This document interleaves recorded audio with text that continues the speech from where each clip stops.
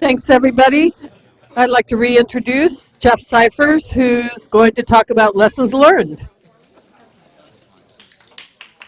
Thank you. So, I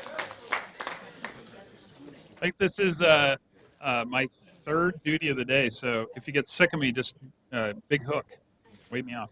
I'm going to give you 5 bonus lessons. So, it was billed as 5.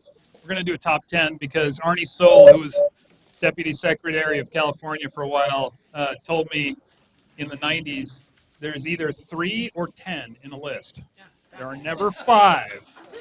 So when I gave him the top 12 lessons for green building and sustainability, he said, you got to cut 2 of them off the list. And I was like, there's 12.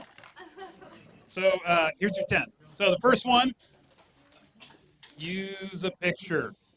This picture has saved me countless hours of explanation. What is a CCA and what is it not? The words of saying we don't deal with the distribution don't hit home. People don't know what that means. People don't talk about distribution when it comes to power. So simply saying the community choice program is involved in the generation and showing it with a picture. The delivery is still done by, in our case, PG&E or the delivery utility. And you are at the other end of that, but you also get to feed power back through net metering and other programs like that. It solves so much problems. Use this picture. One of the coolest things about government agencies, I've worked my entire career in the private sector. This is my first public job. One of the things I absolutely love is this is open source. Steal it. Go use it. Go use everything we ever do because everything is open source. So I love that. Share this, use it. Explain it with a picture. Second, use the right words. Here's 2 big problems. So we are not an opt-out program. That was a legislative phrase that was applied to us by the distribution utility. And what they have had for many, many, many decades is default status. And they've had default status because there was no alternative administered by a local government. When there is an alternative, reportable and more responsible to the public they serve, that alternative has earned the right to have default status. That's it. Everybody I say that to says, oh, well, that makes sense. Everybody I say, well, it's an opt-out program says, that's horrible. It's government demanding that we do something. It is just language, but it is really important. You still need to explain the opt-out process because that's an important part of the process and how customers are automatically enrolled if they do not make an election. But start by talking about default status because that's what it is. So let's not get caught up in somebody else's language. Aggregation is a horrible word. Most people don't ever use it in their daily lives. It means nothing to most people. If it means anything at all, it sounds very technical. Several people in one place, so don't use it. We don't need to use that either. It's community choice. Community choice makes sense. People get it. It's easy. Think about all of the kinds of language we use because education, what's behind using the right words is education. Getting people comfortable that it's understandable, that this is doable, that we can get through this, that it's not overly complicated.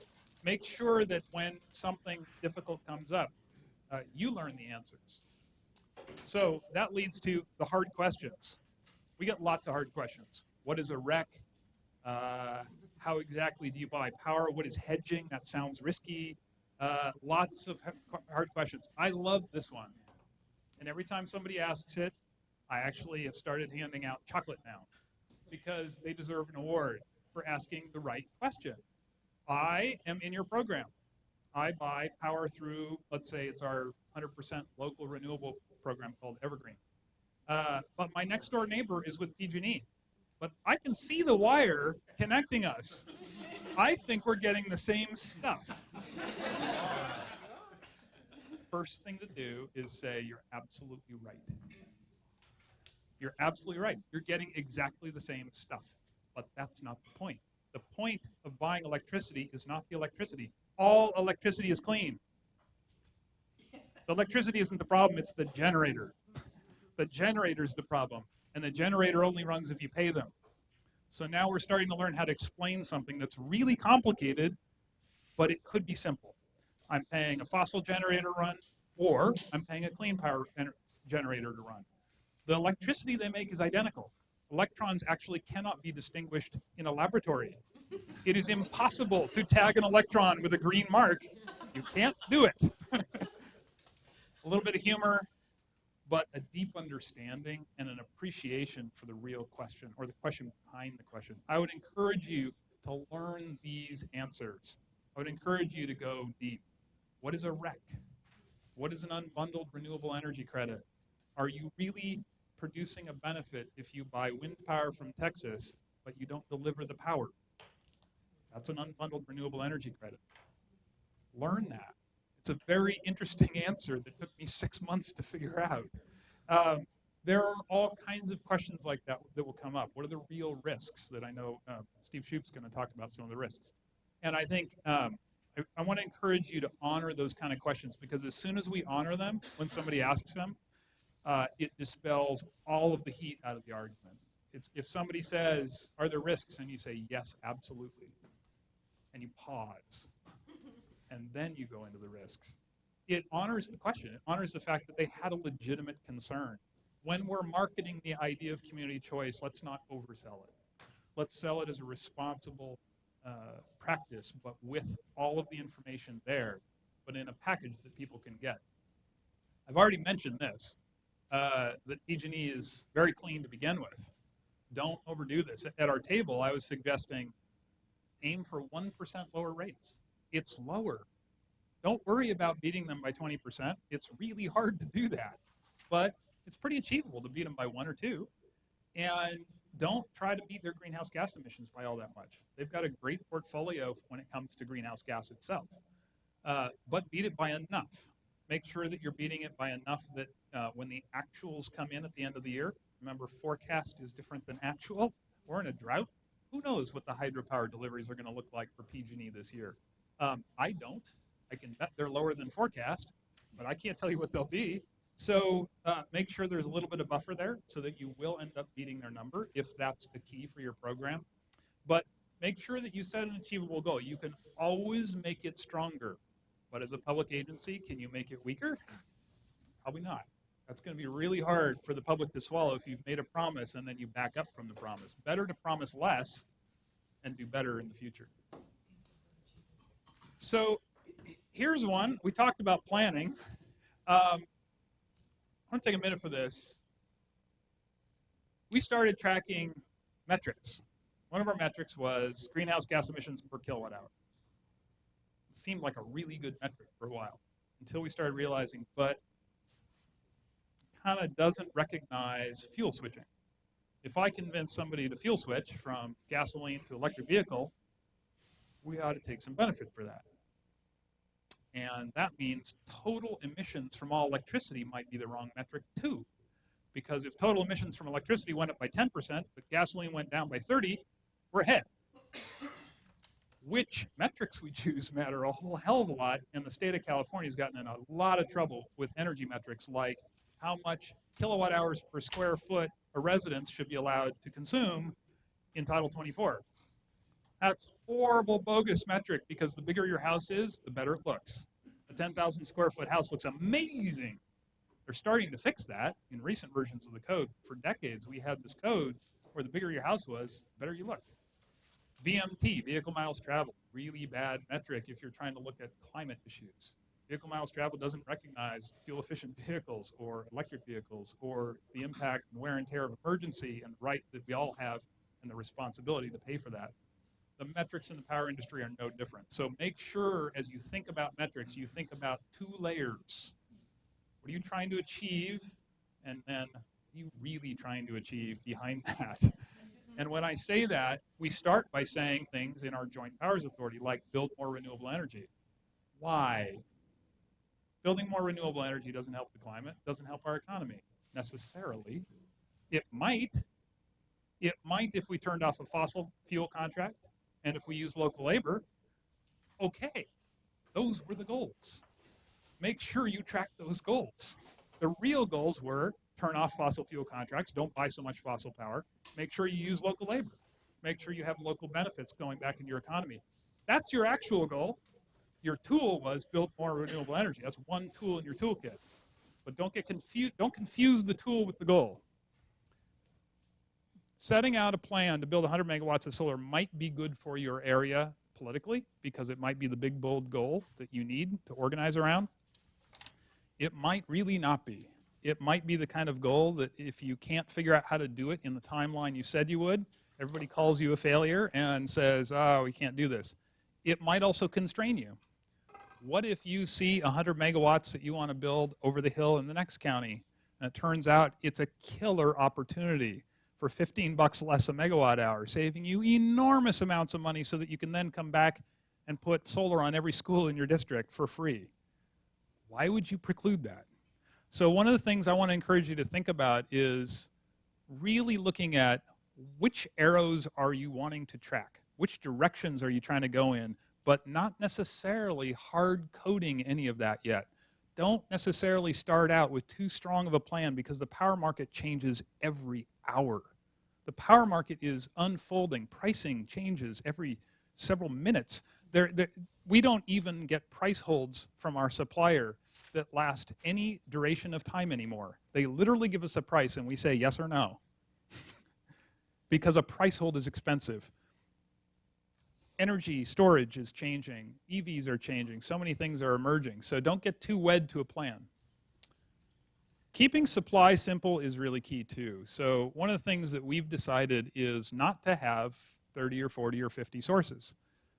PG&E has at least hundreds, maybe thousands of sources, but they're a huge agency with dozens of people tracking this kind of stuff. We have 9 staff.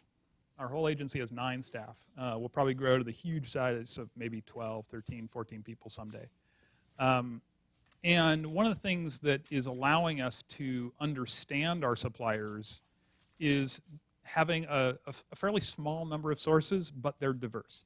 So we have geothermal, we have some wind, we have hydropower, we have general systems power, we have other types of supply that are coming online, especially in 2017 because of tax credits, more solar, and potentially other new geothermal as well.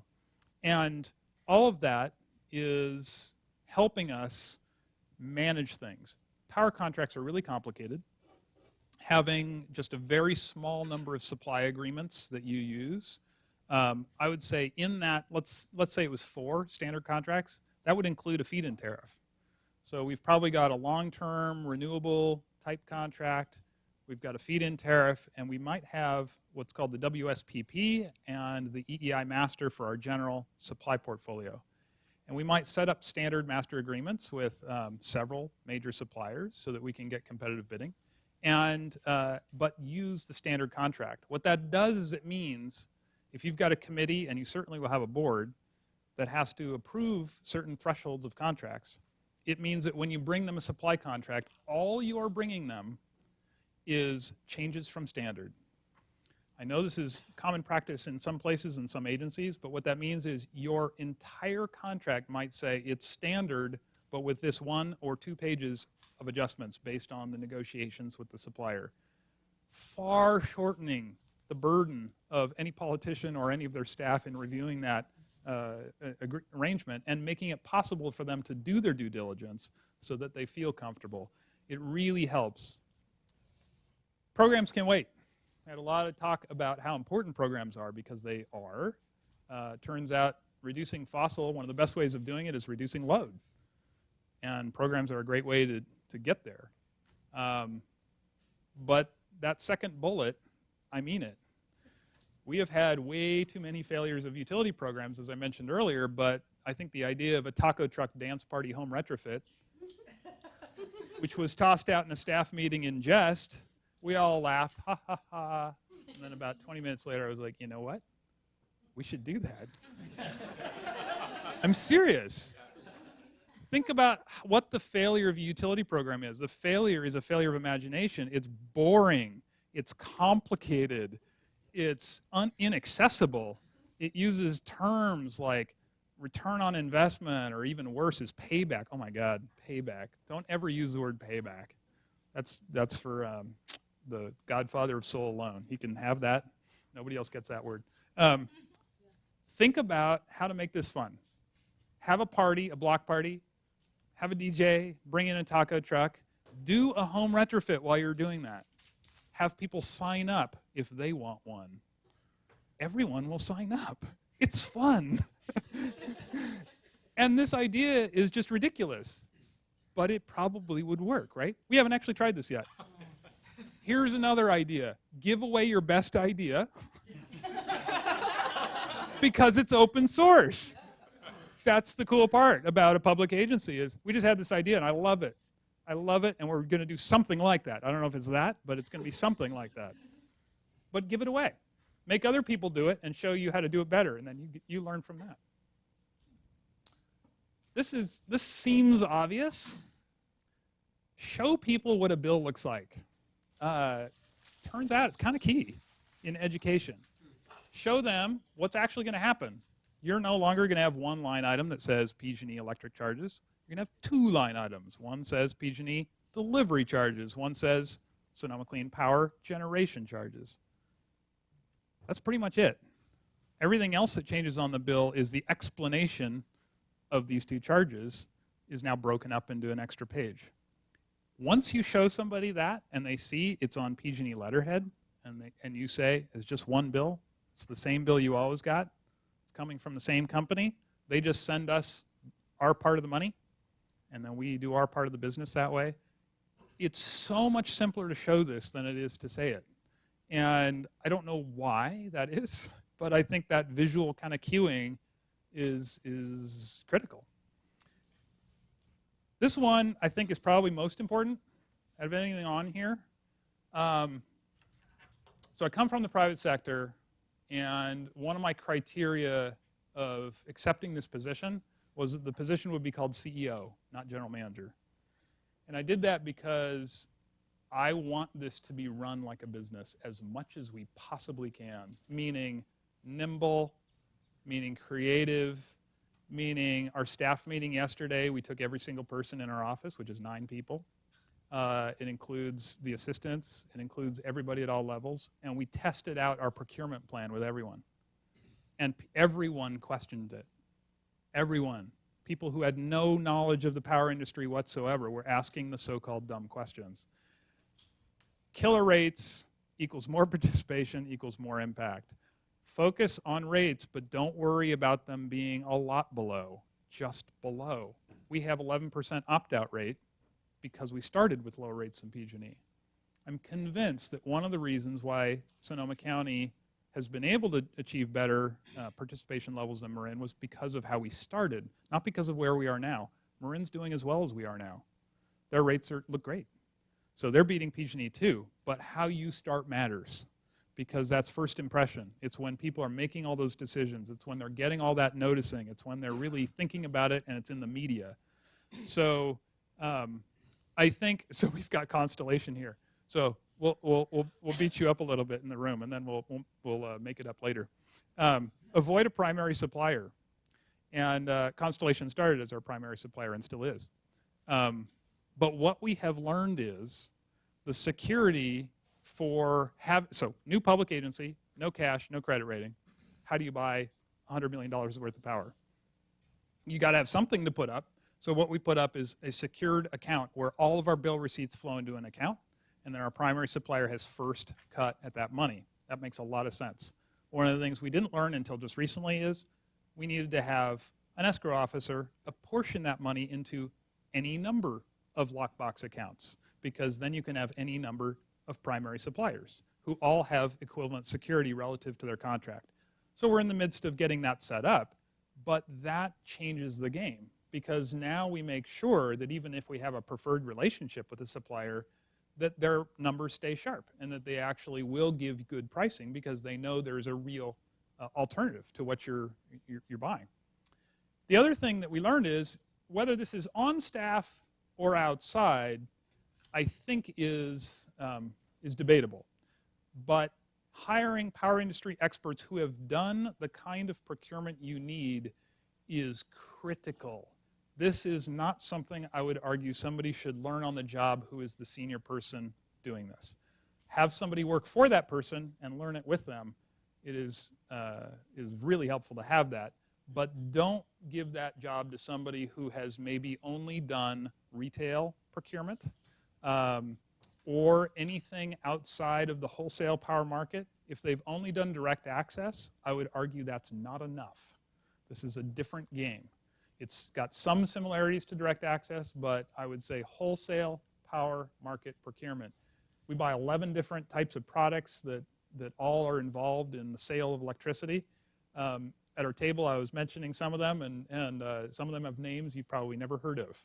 Congestion revenue rights and resource adequacy and all of these other different types of products that are part of the business. So I would encourage you to work with somebody. We hired a staff guy to come in, and in just a few days, we saved several $1 million because he threw out a deal we were about to do and started over. And now that deal's done, we've saved several $1 million. So it was really eye-opening to me to see the value of this and get it taken care of. The last point in the slide deck, and I got 1 minute, is don't wait. I actually think the formula for where this works is pretty damn simple. So I said it before, but at least 200,000 people or an equivalent load, and that includes commercial and residential.